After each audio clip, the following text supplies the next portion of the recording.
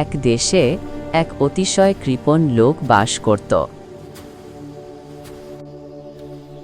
আমার সবচেয়ে প্রিয় হলো আমার সোনা। আমি শুধু কাজ করি, টাকা জমাই করি।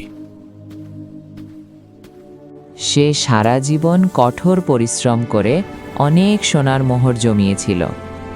তার একমাত্র আনন্দ ছিল মোহর গোনা। এই সব খাওয়ার দরকার নাই, সোনাই আমার সব। ঘরে রাখা সেফ না, জঙ্গলে লুকাবো। সে বনের এক নির্জন স্থানে গর্ত খুঁড়ল। এখানেই থাক আমার সব সম্পদ। প্রতিদিন সে এসে দেখে আবার ঢেকে যেত। ভালো চান্স পাওয়া গেল। একদিন সুযোগ বুঝে চোরটি এলো।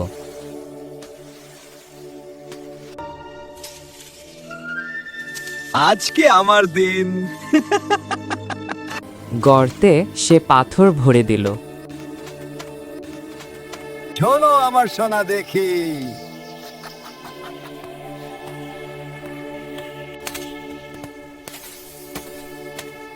কিন্তু সেখানে সে যা দেখল, না না,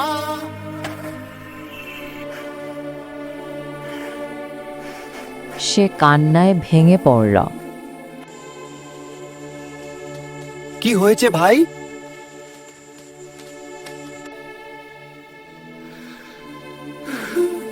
সব কথা সে খুলে বলল। তুমি তো কখনো খরচ করো নাই। এখন থেকে এই পাথরকেই সোনা মনে করো। তার চোখ খুলে গেল। সম্পদ তখনই মূল্যবান যখন তা কাজে লাগে। যা ভোগ করা হয় না বা দান করা হয় না, তা থাকা আর না থাকা সমান।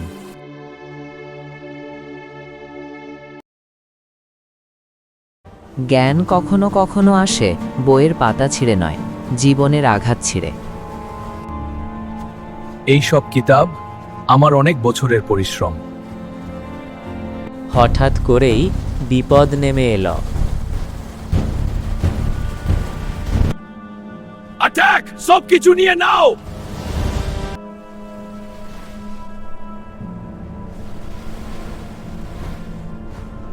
সব হারালেন তিনি, কিন্তু সবচেয়ে বড় ক্ষত ছিল অন্য জায়গায়। ভাই, একটা রিকোয়েস্ট আছে। পাগল নাকি? মরার ইচ্ছা? টাকা নয়, শুধু আমার কিতাবের বস্তাটা দিন। এই কাগজগুলোতেই বন্দী ছিল তার এতদিনের জ্ঞান। এই যদি তোমার জ্ঞান হয়। মেঘ চলে গেলেই যদি তুমি মূর্খ হয়ে যাও, তাহলে এটা কেমন জ্ঞান? জ্ঞান যদি কাগজে থাকে তবে তো তা চুরি হয়। এই কথাই হয়ে উঠল তার জীবনের মোড়। জ্ঞান নামল বুকের ভেতরে। জ্ঞান এখন আমার ভেতরে। এইভাবেই জন্ম নিলেন এক মহামানব।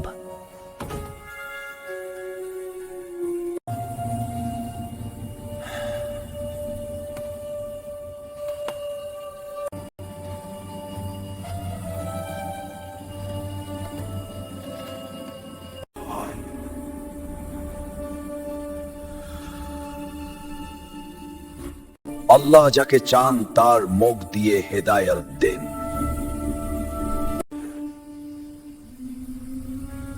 আপনি আপনার জ্ঞান কোথায় রেখেছেন? অন্য এক সময় এক গরিব কিন্তু জ্ঞানী মানুষ থাকত। ধন নাই, কিন্তু মনটা ছাফ। এ বাড়িতে আমি থাকবো আজ। এটাই ছিল মন ভর্তি ভালোবাসা।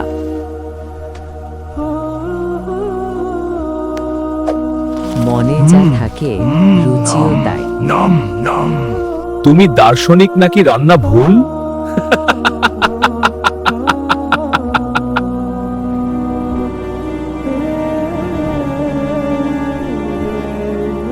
তারপর চোখে পড়ল এক ছোট আয়না।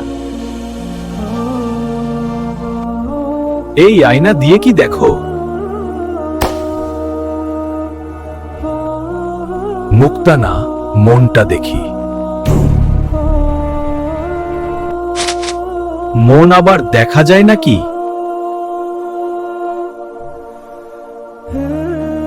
মন সাফ হলে সাদা ভাত রাজভোগ। সেই মুহূর্তটাই ভালো বুঝল। আমি ভুল ছিলাম হয়। ক্ষমা করবেন ভাই।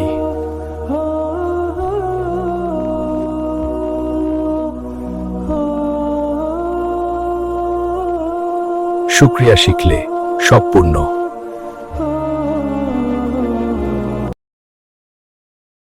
এক দেশে এক ধনী ব্যবসায়ী ছিল, কিন্তু তার অন্তর ছিল ভীষণ লোভী। এত সম্পদ, কিন্তু মন তাও ভরে না।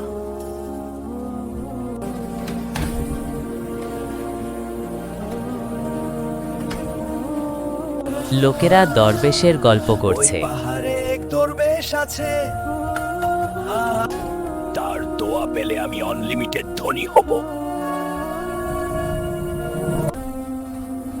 সে বহু কষ্টে সেই দরবেশের কাছে পৌঁছালো।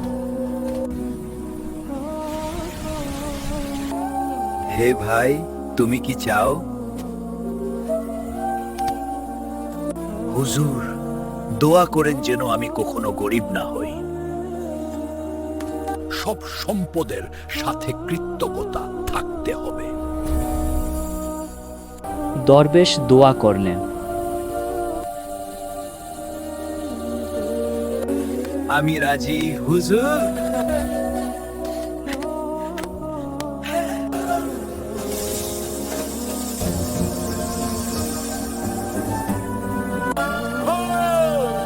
আরো চাই, আরো। কৃতজ্ঞতার বদলে তার লোভ বেড়ে গেল।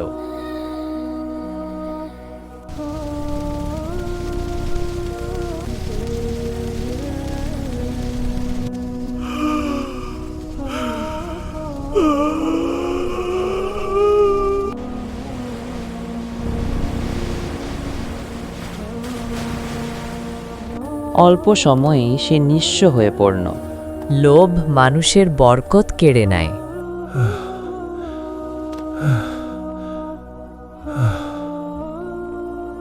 সে বহু কষ্টে সেই দরবেশের কাছে পৌঁছালো। হুজুর, আমার সব শেষ। আল্লাহ তোমাকে কম দেন নিয়ে। আমি ভুল করেছি। লোভ ধ্বংস ডেকে আনে, কৃতজ্ঞতা আনে বরকত।